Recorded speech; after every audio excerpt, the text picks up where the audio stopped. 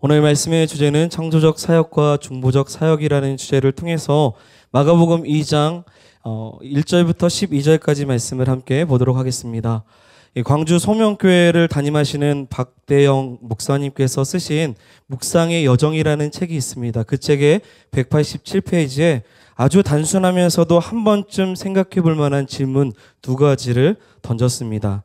그 질문은 이렇습니다. 한 가지는 신앙생활이란 무엇인가? 아주 단순하죠. 신앙생활이란 무엇인가라는 질문 한 가지를 던졌습니다. 또 하나는 힘들고 어려운데 그럼에도 하나님을 위해서 봉사하고 섬기는 이유가 무엇이냐?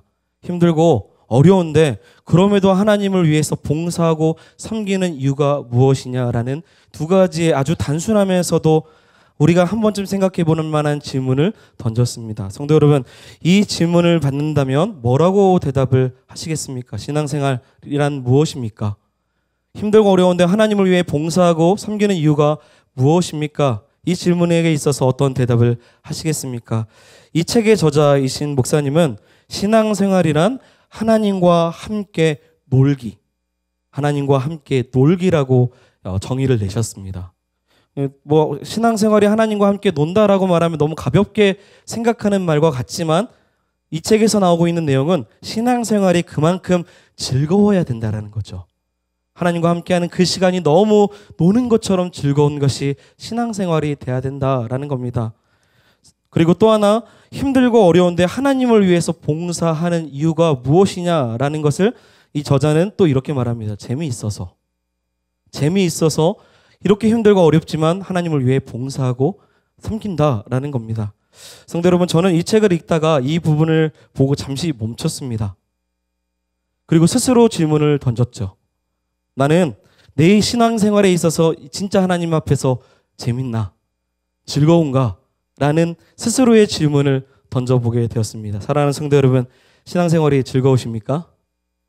하나님을 섬길 때 하나님으로부터 얻어지는 기쁨이 있으십니까?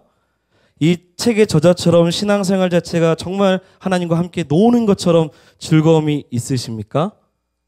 대답이 굉장히 시원치 않은 것 같은데요. 다시 한번 묻고 싶습니다. 하나님을 섬길 때, 하나님을 예배할 때, 하나님을 만나는 그 모든 것이 기쁨이십니까? 믿음의 고백으로 우리는 하지만 아이러니하게도 하나님을 섬기는 것이 꼭 즐겁지는 않습니다. 대답은 믿음으로 즐겁습니다, 재밌습니다 라고 하지만 어느 때는 즐겁고 재밌는 것이 아니라 믿는 사람이기 때문에 마땅히 해야 될 도리처럼 마지못해서 직분 때문에 견디고 버티는 것처럼 사실은 살아갈 때도 있는 것입니다. 저는 이 말도 틀린 것이 아니라고 생각이 됩니다. 왜냐하면 현재의 고난은 장차 우리에게 나타날 영광과 비교할 수 없기 때문입니다. 십자가의 삶을 산다는 것은 사실은 고난이 같이 동반되는 거죠. 그렇기 때문에 버티고 견뎌야만이 영광의 보좌에 앉으신 어린 양 되신 예수 그리스도를 만날 수 있는 것입니다. 그럼에도 다시 한 번 더 권면하고 축복하는 것은 성도 여러분, 하나님을 섬기는 그 자체가 그리고 십자가를 짊어지고 가는 그 모든 것까지도 우리 안에 기쁨과 말할 수 없는 감격이 되기를 소망합니다. 특별히 새생명축제 한 달을 앞둔 남은 시점에서 오늘 말씀은 대놓고 전도합시다라는 내용입니다. 연 행사로 이렇게 우리가 다가오는 것 같지만 이 모든 이 새생명축제가 즐겁고 기쁘고 설렘으로 기다리시는 성도가 되기를 소망합니다. 오늘 말씀은 예수님의 사역 중에 굉장히 재미있는 사건 중에 하나입니다. 사건의 현장을 보니 가버나움에 있는 어떤 집에서 발생을 했습니다. 오늘 본문 우리 1절 말씀 한번 같이 읽어보도록 하겠습니다. 같이 읽겠습니다.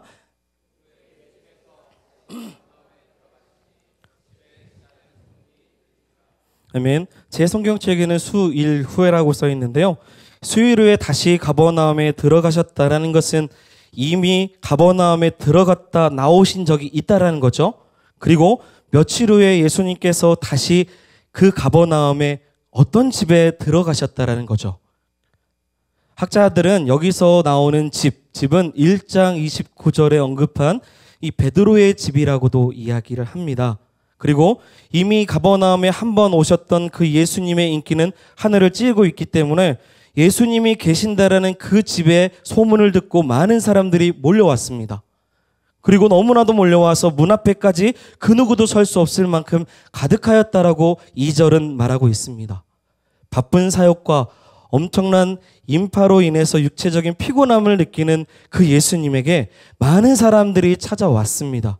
그런데 이 상황 속에서 우리 구주 되신 예수님은 수많은 사람들을 쫓아내지 아니하시고 2절의 하반절을 보니 하나님의 사랑의 말씀을 전하십니다. 참 위로가 되었습니다. 예수님이 언제나 주님께 나오는 자를 모른 척하지 않으시는 분이시구나. 이 밤에도 금요기도에 나오는 우리를 주님은 절대 모른 척하지 않으시겠구나. 오히려 주님 앞에 나와 있는 우리에게 달콤한 하나님의 말씀으로 성령으로 채워주시는 분이시구나 라는 귀한 은혜가 저에게는 있었습니다. 그러면서 본문의 말씀 보니 그 가버나움 집에 수많은 사람들이 찾아왔고 주의 말씀을 듣고자 다 있습니다. 그런데 여기서 아주 재미있는 해프닝, 잘 알고 있는 해프닝이 일어납니다. 무엇일까요? 한 중풍병자가 등장을 하죠. 그리고 이 중풍병자는 자기 스스로 자기의 몸을 가누을 수 없기 때문에 4명의 사람이 이 중풍병자를 예수님께 데려오는 장면입니다. 그런데 성경의 말씀의 상황을 보니 좋지 않습니다. 너무나도 사람이 많아서 일반적으로 건강한 정상적인 사람도 예수님을 만나려고 늦게 왔다면 예수님께 가까이 나아갈 수 없는 상황입니다. 그렇다면 당연히 중풍병자는 이런 상황에서 안 되겠다, 돌아가야겠다, 우리 예수님을 만날 수 없겠구나, 사실은 포기하고 갈 만한 상황인 겁니다. 함께 4명 왔던 사람들마저도 동일한 마음으로 사실은 돌아갈 수밖에 없을 겁니다. 그런데 포기하기 좋은 이 상황 속에서 이 중풍병자를 맨 4사람은요, 이 중풍병자를 어떻게 하든지 예수님에게 보이고자 한 가지의 황당한 일을 벌이기 시작합니다. 우리가 잘 알고 있는 거죠. 예수님이 계신 그 집에 어디예요? 지붕. 그 지붕을 뚫어서 그 집에 그 중풍병자를 내리는 사건입니다. 이동원 목사님께서 쓰신 설교 세계의 책에서 보면 당시 일반적으로 이 팔레스타인들의 집의 지붕은 평행으로 놓은 목재의 지그재그로, 그리고 그 위에 갈대나 나무까지, 그리고 여러 가지 엉겅퀴를 놓은 다음에 그 위에 흙을 대충 이렇게 발라서 만들어 놓은 지붕이라고 이야기도 합니다. 이 말은 뭐 판잣집보다 조금 괜찮은 그런 집, 그래서 지붕을 뚫기가 사실은 쉬운 집이라고도 그 책은 이야기를 합니다. 그런데 제가 본 이 양용희 교수님이 쓰신 마가복음 어떻게 읽을 것인가라는 책에 보니 이 팔레스타인 지역의 이 가정집은 1층 건물로 그렇게 만들어져서 이 지붕은 대개 작업실로 쓰거나 혹은 취침용으로 단단하게 만들어 놨다라고도 그 책은 말하고 있습니다. 따라서 지붕 뜯는 작업은 그리 간단하지 않다라고도 주석은 그렇게도 말합니다. 성도 여러분, 어떤 것이 맞을까요? 지붕 뚫기가 쉬울까요? 아니면 어려울까요? 어떤 것이 맞을까요? 어떤 배경이든 어떤 주석이든 저는 상관없다 생각합니다. 왜냐하면 그것이 핵심이 아니기 때문이죠. 성경을 기록했던 마가도 그 부분을 초점을 두지 않고 있어요. 왜냐하면 지붕이 단단하든 얇든 뚫기 쉽든 어렵든 중요한 것은 그것이 아니라 4명의 사람이 예수님에게 이 중풍병자를 어떻게든 살리고자 나아갔던 방법을 오늘 성경에서는 더 중점으로 두고 있기 때문입니다. 다른 사람은 도저히 한 번도 상상하지 못했고 시도하지 않았고 노력마저도 할 수 없을 만큼 수많은 사람들의 길을 막고 있는 이 상황 속에서 중풍병자를 살리고자, 이 한 사람을 살리고자 했던 이것이 오늘 성경의 또 중점이 되기 때문입니다. 성도 여러분, 오늘 설교의 첫 번째가 무엇이냐면 창조적 사역입니다. 아무도 해보지 않았던 아이디어를 가지고 접근한 거죠. 이 당시에 환자를 치유하는 일이지만 4사람이 취했던 행동은 건물을 부수는 겁니다. 상당한 시간이 걸리기도 하고 소란스럽고 흙이 쏟아지기 때문에 이 지붕을 해체하는 이 작업 자체는 굉장히 보기 안 좋을 수 있습니다. 그리고 예수님의 말씀을 듣겠다고 많은 사람들이 모여있기 때문에 그 집에 가득한 사람들이 그 행동을 보면 불쾌하게 여길 수도 있습니다. 그러나 확실한 것은 그 지붕을 뚫는 방법은 그 누구도 하지 않았다라는 겁니다. 그렇게 이 방법을 통해서 하고자 했던 것은 단 한 명을 살리고자 했던 것이죠. 그로 인해서 길이 열리기 시작하고 방법이 없었는데 방법을 통하여서 하나님 앞에, 예수님 앞에 그 중풍병자를 인도해 나갔던 것입니다. 이것이 창조적 사역이죠. 새생명축제 한 달 30일 딱 남았습니다. 길이 없지 않습니다. 가나안 성도, 잃어버린 성도, 그 성도들이 각 가정마다 있을 수 있고요. 우리가 전도하고자 하는 그 만남의 대상이 각각 분명히 다를 것입니다. 밥 한 끼 사줘서 올 수 있는 친구가 있을 수도 있고요.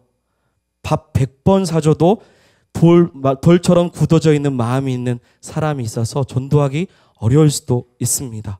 그렇기 때문에 성도 여러분, 각자마다 우리 예수님의 그 보좌 앞으로 인도할 수 있는 창조적인 사역이 저와 여러분들 가운데 있기를 소망합니다. 저도요, 이사를 이 금천구 독산동에 와서요, 전도해야겠다라는 생각을 갖게 되었고 제가 품은 세 사람이 있습니다. 그 세 사람 중에 한 사람에게 저는 6월 달에 롤케이크를 사다 준 적이 있습니다. 일부러 마음에 들진 않지만 전도하라고요, 그 가게를 이용하기 시작합니다. 그런데 여간은 쉽지 않더라고요. 이미 충분히 제가 목사인 것도 알고 있고 제가 접근할 때 그가 저를 경계하는 느낌이 충분히 느껴집니다. 어떻게 해야 될까?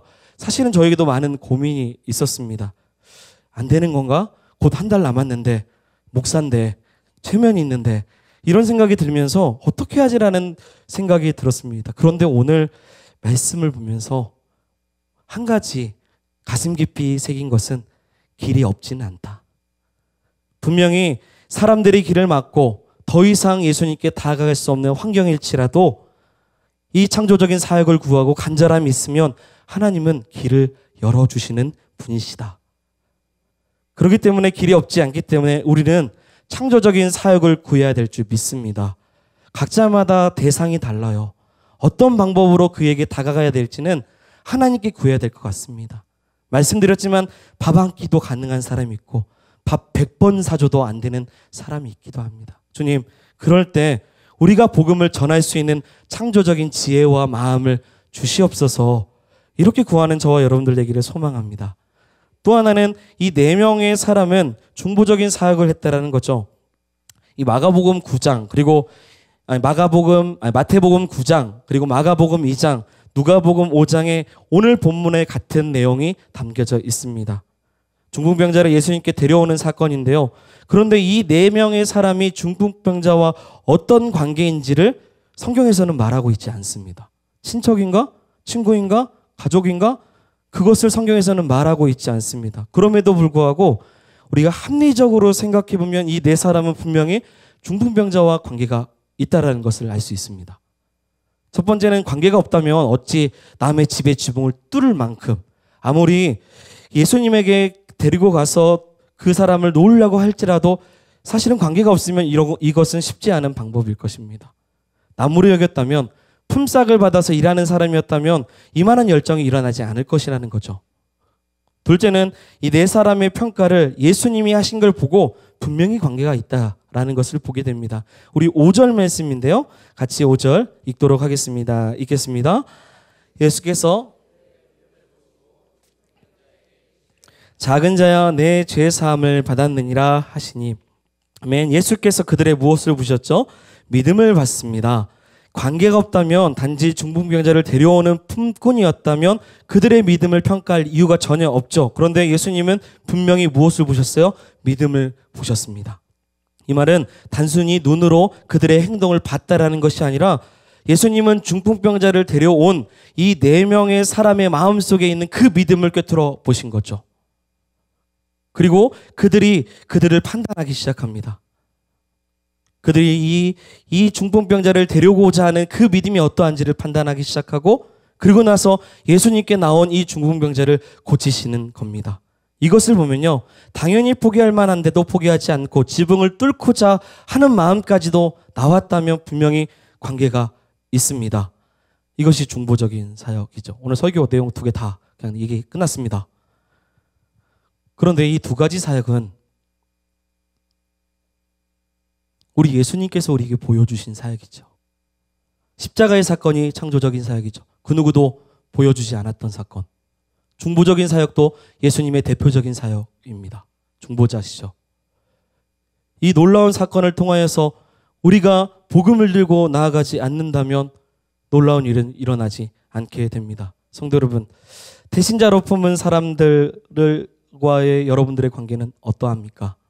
그들과의 관계가 있습니까? 이들처럼 지붕을 뚫는 일을 가행하기까지 관계가 있냐라는 겁니다. 아무나 적지 않았을 거라고 생각이 됩니다. 적은 대상이 적어도 나의 자녀일 수 있고요. 적어도 나의 남편과 아내와 부모와 친구일 수 있습니다. 그렇기 때문에 중보적 사역은 멈춰서는 안 되는 것입니다. 예수님이 포기하지 않는 이상 우리는 포기하지 않아야 될 줄 믿습니다. 도저히 길이 보이지 않는데 어떻게 해야 될까 고민할지라도 절대 포기하지 않아야 되는 이유는 그들이 우리가 사랑하는 대상이기 때문입니다. 그리고 우리가 사랑하기 전에 주님이 먼저 그들을 찾고 있기 때문입니다. 교회에서도 이 두 가지 사역을 가지고 지금 새생명 축제를 진행하고 있는 거죠. 창조적인 사역이 뭐 있습니까? 매년 좋은 강사를 모셔오시고 그리고 좋은 선물, 여러 가지 초대장, 모바일, 영상 여러 가지 방법을 통해 만남의 선물 어떻게 만나야지는 방법까지도 교회에서 창조적으로 계속 제시하고 있습니다. 또 하나 중보적 사역도 하고 있습니다. 릴레이 금식기도도 하고 있죠. 그리고 22일 동안 세일회 동안 태신자를 품기 위해서 함께 저녁 기도회를 앞으로 또 시작합니다. 이게 중보적 사역입니다. 혼자 하면 힘들고 어렵기 때문에 마치 내 사람처럼 한 태신자를 품기 위해서 함께 동역하고 나아가고 있습니다. 성도 여러분, 우리는 끝까지 달려가야 될 줄 믿습니다. 열매는 하나님께 있지요. 우리가 해야 될 일은 어떻게 하면 그 사람을 창조적으로 인도해 나갈까? 그리고 어떻게 하면 중보적으로 그 사람을 품고 나갈까? 끝까지 포기하지 않는 것입니다. 이러면서 우리는 한 가지를 좀 더 보기를 원합니다. 뭐냐면 이 전도를 해야 되는 상황 속에서 우리가 우리의 모습을 좀 한번 되돌아보는 말씀이 오늘 본문에 또 나와 있습니다. 우리 2절의 말씀 한번 다시 보도록 할까요? 전도를 해야 되는 이 상황 속에서 우리가 우리 모습을 한번 되돌아봐야 되는 말씀입니다. 우리 2절 같이 읽어보겠습니다. 성경책 있으시면 읽어보겠습니다. 많은 사람이 모여서 문 앞까지도 들어설 자리가 없게 되었는데 예수께서 그들에게 도를 말씀하시더니 아멘. 성도 여러분, 중풍병자가 예수님께 다가가려고 하는데 항상 가로막고 있는 장애물과 같은 요소가 본문에 나와 있습니다. 무엇입니까? 사람들입니다. 4절의 말씀을 보니 무리 때문에 예수님께 들어갈 수 없다라고 말하고 있습니다. 정작 예수님에게 가고자 하는 이 중풍병자의 길목을 막고 있는 게 누구라는 거예요? 사람들입니다. 의도는 압니다. 일부러 막진 않았을 겁니다. 못 가게 하려고 막은 것도 아니고 오히려 갈 수 있다면 가게 할 것입니다. 그럼에도 불구하고 막혀 있습니다. 누구 때문에요? 사람 때문에. 저는 이것이 굉장히 무서운 현실이라 생각됩니다. 왜냐하면 이 무리의 사람 중에 한 사람이 내가 될 수 있다라는 생각이 들었습니다. 최근 주일 담임 목사님께서 설교를 통해서 잠시 언급했던 것은 이 가나안 성도들이 교회를 떠나게 된 이유에 대한 리서치를 보여주신 적이 있습니다. 기억하시죠? 그 중에 교회에 대한 부정적인 요소가 35%가 나와 있는데요. 그 35% 중에서 25%가 누구 때문이냐면 사람들 때문입니다. 교회에 대한 부정적인 생각이 있습니다. 몸이 안 좋아서 아니면 내가 너무 바빠서 교회를 못 나옵니다가 아니라 내가 교회를 못 가는 교회에 대한 부정적인 그 시선이 35% 중에서 25%가 목회자와 성도들에게 있다라는 거죠. 이기적이고 배타적이고 이중적이고 부패한 모습들이 목회자와 모든 사람들의 모습 속에서 결국 교회를 떠나는 게 예수님이 싫은 게 아니라 사람 때문에 떠난다라는 이야기입니다. 중풍병자가 가는 길을 일부러 막지는 않았을 겁니다. 못 가게 하려는 것도 아닙니다. 그러나 질그릇 같은 우리 안에 보배 되신 예수님을 담았는데도 불구하고 여전히 보배는 보이지 않고요. 질그릇만 누군가에게 보여지고 있다면 우리 때문에 누군가는 주님께 가지 못할 수도 있다라는 겁니다. 제가 신방을 가서 이런 이야기를 들었는데요. 제가 그 이야기를 듣고 나름대로 조금 각색한 거니까 이해하고 들어주시면 이렇습니다. 갑자기 엄마가 착해지기 시작했답니다. 잔소리보다 칭찬을 갑자기 하기 시작하고요. 갑자기 아빠가 화를 안 내고요. 용돈을 주기 시작했다는 겁니다. 왜 그러지? 왜 이 사람들이 이렇게 변화하기 시작하지? 곰곰이 생각을 해보니 곧 10월이구나. 새생명 축제구나. 꿍꿍이가 있구나 싶다라는 겁니다. 제가 그 얘기를 듣고 너무 웃었습니다. 맞습니다. 그때라도 착해져야죠. 그런데 진짜 말하는 것은요. 그리스도가 우리의 삶의 모든 영역과 시간과 관계 속에서 지속적으로 드러나야만이 우리를 통해서 우리의 삶이 간증이 돼야만이 예수를 믿는 그런 역사가 가나안 성도들과 잃어버린 영혼들을 통해서 일어나게 되는 것입니다. 성도 여러분, 서로에게 한번 축복했으면 좋겠습니다. 착해집시다. 하지만 진짜는요, 우리 한 번 더 인사하겠습니다. 예수를 보입시다. 예수의 삶을 우리가 살아야 될 줄 믿습니다. 그래야 우리를 통해서 대신자들이 돌아오는 일이 있겠죠. 잠시 착해지는 게 아니라 우리의 삶의 하나하나가 질그릇 같지만 보배 되신 예수님을 드러낼 때 우리를 통해서 하나님은 놀라운 이 생명의 역사를 이뤄주실 줄 믿습니다.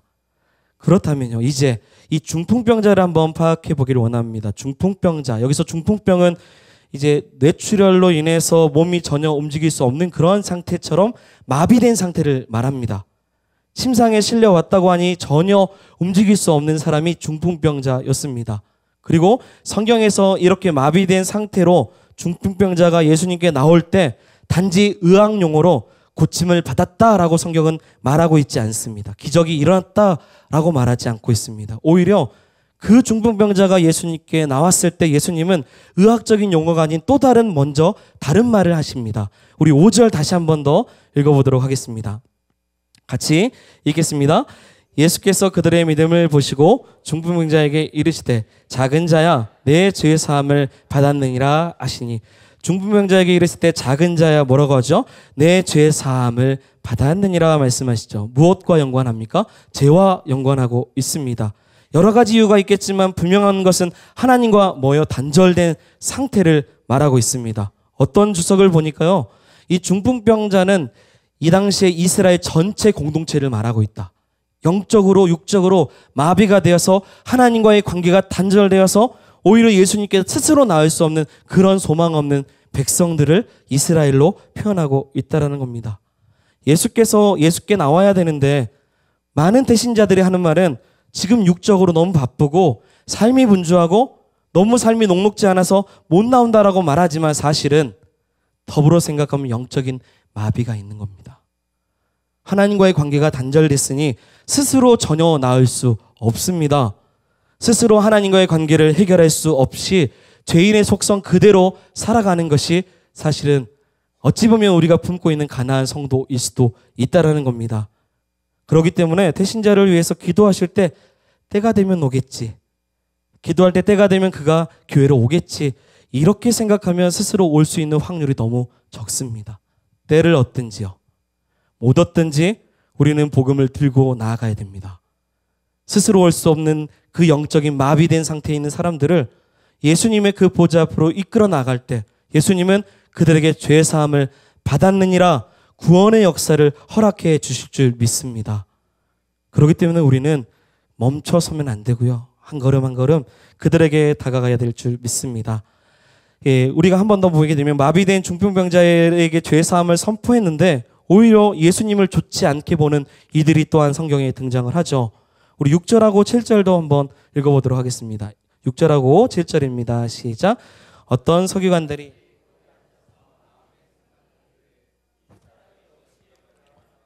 신성 모독이로다. 오직 하나님 한 분 외에는 누가 능히 죄를 사하겠느냐. 아멘. 유대인들에게 있어서는 어느 누구도 다른 사람의 죄를 사할 수 없습니다. 그리고 오직 성전에서 합당한 제사를 드린 후에야 죄를 논할 수 있는 겁니다. 그런데 예수님은 지금 제사하지도 않고요. 예수님은 인간의 몸으로 오셔서 죄 사함을 스스로 선포한 겁니다. 이 말을 들은 사람들이 신성모독이다. 그러면서 예수님을 믿지 않는 거죠. 예수님은 그들의 마음의 중심을 다 아셨어요. 그러면서 9절에 이렇게 말씀을 하십니다. 우리 9절 보겠습니다. 시작. 중풍병자에게 내 죄 사함을 받았느니라 하는 말과 일어나 내 상을 가지고 걸어가라 하는 말 중에서 어느 것이 쉽겠느냐. 아멘. 예수님의 말씀을 받아들이지 않는 그들에게 말씀하시죠. 죄 사함을 받았느니라 하는 말과 일어나 내 상을 가지고 걸어가라 이 말 중에서 어떤 것이 쉽겠냐. 이걸 반대로 말하면 어떤 것이 더 어렵겠냐 라는 겁니다. 성도 여러분, 어떤 것이 더 쉽겠습니까? 죄 사함을 받으라, 일어나 걸어라, 어떤 것이 더 쉽고 어떤 것이 더 어렵겠습니까? 우선 죄 사함을 받으라고 이렇게 말을 한다면 이 말은 아무나 할 수 있는 말이 아닙니다. 이 당시에 말했으면 이건 신성모독이라고도 하죠. 그리고 죄 사함을 받았는지 안 받았는지 눈으로 확인할 수 없는 겁니다. 그리고 일어나 걸어라 라는 것도요, 아무나 말하면 안 되죠. 일어나 걸어라 했는데 이 환자가 일어나 걷지 않으면요, 얼마나 당황스럽겠습니까? 성도 여러분, 이 말은요, 어떤 것이 쉽냐라는 질문, 어떤 것이 어렵냐라는 질문이 아니라 이 모두 다, 이 두 가지 모두 다, 모든 인간은 이 모든 것이 어렵다, 할 수 없다라는 것을 말하고 있습니다. 그렇기 때문에 인간은 어느 것도 쉽지 않기 때문에 죄 사함을 받아라, 일어나 걸어라, 이것은 그 인간도 그 누구도 할 수 없다라는 거예요. 그런데 우리 구주 예수님은 이 두 가지를 모두 다 할 수 있는 전능의 하나님이십니다. 그래서 이 두 가지를 다 말씀하시는 거예요. 단지 먼저 죄 사함을 받으라라고 말씀하신 것은 예수님의 사역에 있어서 이것이 가장 첫 번째이기 때문입니다. 영적 사역, 죄 사함, 마비된 중풍병자 혹은 영적으로 전혀 깨닫지 못하는 이 이스라엘 백성들, 그리고 이 새생명 주제를 앞두고 있는 태신자 2404명의 사람들, 모두 다 주님이 원하시는 것은 죄와 사망에서 깨어나기를, 구원받기를 원하신 줄 믿습니다. 그리고 나서 오늘 본문에 보면 죄 사함을 허락하시고 일어나 내 상을 가지고 걸어라고 말씀하시니 마지막 11절 12절에 이렇게 말씀이 마무리됩니다. 같이 읽겠습니다. 내가 내게 이르노라, 일어나 내 상을 가지고 집으로 가라 하시니 그가 일어나 곧 상을 가지고 모든 사람 앞에서 나가거늘 그들이 다 놀라 하나님께 영광을 돌리며 이르되 우리가 이런 일을 도무지 보지 못하였다 하더라. 아멘. 할렐루야. 최종적으로는 결국은 영광을 돌립니다. 이런 결과가 우리 신일교회 모든 성도들의 가정 가운데 있기를 축원하고 소망합니다. 제가 개인적인 이야기 하나 하고 오늘 설교를 마칩니다. 제가 중국 단기 선교로 단동 지역을 2차례를 간 적이 있습니다. 최근에 담임 목사님도 한번 다녀오셨던 걸로 들었는데요. 단기 선교로 단동 지역을 갔을 때 굉장히 전 나름대로 청년 때 많은 은혜를 받았습니다.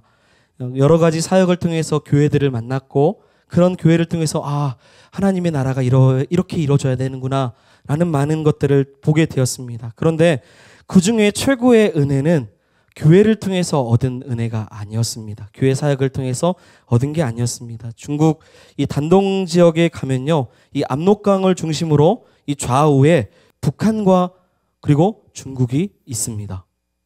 그래서 이 압록강에 유람할 수 있는 유람선을 딱 타면요, 이 배를 타는 순간에 좌우가 다 보입니다. 얼마나 눈물이 많이 나오는지 모릅니다. 이 강 하나를 두고요, 경제적으로 발전한 중국이라는 나라, 그리고 너무 찢어지게 황폐한 땅에 그 압록강에서 빨래하고 있고 그 강에서 수영하고 있는 아이들, 이 북한에 정말로 황폐해 보이고 찢어지는 이 아이들 보면요, 마음이 너무나도 메어지고 너무 많이 마음이 아픕니다. 그 후에요, 제가 유람선을 딱 내리고 나서 저희를 인도했던 선교사님이 떡을 먹으러 가자고 합니다. 저 아무 생각 없이 먹는 거 좋아하니까 떡을 먹는다 따라갔죠. 떡집을 딱 갔는데 가래떡이 이 집에 가장 유명한 거래요. 그래서 가래떡 하나, 아마 더 먹었을 겁니다. 2, 3개 이렇게 먹었는데, 먹고 나서 정말 맛있게 먹었는데 선교사님께서 이 가래떡을 이렇게 자르면 이게 떡국떡이라고 하죠. 짧게 있는 그 떡 하나를 딱 주시는 거예요. 그러면서 웃으면서 이거 하나 먹어보라고 하는 겁니다. 작은 거 저는 이 작은 거 하나 많이 먹으니까 딱 하나를 딱 먹는 순간 저는 바로 뱉었습니다. 너무 짠 겁니다. 이 떡 하나가 얇은데 너무 짠 거예요. 무슨 떡이 이렇게 짤까 싶을 정도로 짜서 바로 뱉었어요. 선교사님이 그 모습 보고 웃는 겁니다. 왜 그럴까 싶었어요. 그런데 조금 있다 보니까 이 떡집의 주인이 나오시는 거예요. 딱 보니까요, 이 북한에서 살다가 오래전에 너무 배고파서 목숨 걸고 압록강을 넘어왔던 부부였습니다. 그 부부는요, 이미 북한에서부터 예수를 믿었고요, 지하 교회에서 신앙생활을 했던 부부였습니다. 이렇게 굶어 죽을 것 같으면 건너가자 해서 그들이 살겠다고 중국을 넘어온 겁니다. 그리고 넘어와서 사업으로 했던 게 뭐냐면 떡집이에요. 그러면서 저에게 하시는 말씀이 떡국떡 그거 하나 먹었는데 어떠세요? 간이 짜죠? 라는 거예요. 그러면서 하시는 말씀이 이 떡은요, 이 중국에서 북한으로 가난한 사람들에게, 북한 교회에게 매달 200g씩 포장을 해서 약 500봉지를 저희 집에서 선교 차원으로 보내는 떡입니다. 라는 거예요. 그런데 왜 이렇게 간이 짠 줄 아십니까? 라고 물어보시더라고요. 그래서 저는 유통기간 때문에 그런 거 아니에요? 라고 했는데 하시는 말씀이 북한에서는 웬만한 가난한 사람들은요, 떡국을 끓여 먹을 수 있는 조미료마저도 없다라는 겁니다. 소금 간을 많이 해서 물에 씻어서 다른 용도라도 사용할 수 있도록, 혹은 떡국을 그 자체로 먹을 수 있도록 끓이기 위해서 일부러 아주 짜게 보냈다라는 거죠. 그만큼 그 땅이 가난하다는 거예요. 황폐하다는 겁니다. 소망이 없다라는 겁니다. 그런데 제가 여기서 은혜를 받았던 것은 그분의 말입니다. 아직도 기억하는데요. 하시는 말씀이 하나님은 그 땅을 사랑하십니다. 지금은 황폐하지만, 지금 이 땅이 언제 변화될지 모르지만 그게 10년이든 20년이든 하나님의 사랑이, 복음이 그 땅에 흘러가기를 원합니다. 본인은 다시금 복음을 들고 그 북한에 들어갈 겁니다. 들어가서 내가 믿는 예수를 전할 겁니다. 지금 제가 떡집을 하는 건 생계를 위한 게 아니라 하나님의 복음을 전할 저축점으로 생각하고 하는 것입니다. 20대였던 저에게 놀라운 도전이었습니다. 너무 부끄러웠습니다. 자기의 생명을 아끼지 않고 다른 사람들이 뭐라고 하든 내가 믿는 예수를 전하고자 그 황폐한 메마른 그 땅을 향해서 나아가셨던 그 떡집의 주인은 저에게 큰 도전이었습니다. 지금 당장 변화되지 않아 보이고 당장 태신자가 돌아오지 않을 것 같지만 그 땅에는, 그 영혼에게는 소망이 있을 줄 믿습니다. 마비되어서 있는 그 중풍병자를 위해서 우리가 4명의 사람이 되어 창조적인 사역과 같은, 중보적인 사역과 같은 일을 통해 그들을 위해서 품고 나아간다면 하나님께서는 2019년 우리 태신자의 귀한 이 새생명 축제를 통해 귀한 영혼들을 우리에게 보내주실 줄 믿습니다. 그렇기 때문에 성도 여러분, 마지막 권면하고 축복하는 것은 포기하지 말고요, 우리가 10년이든 20년이든 그 영혼이 주께 돌아오는 그날까지 우리가 새 생명을 품고 나아가는 믿음의 성도가 되기를 축원드립니다. 아멘.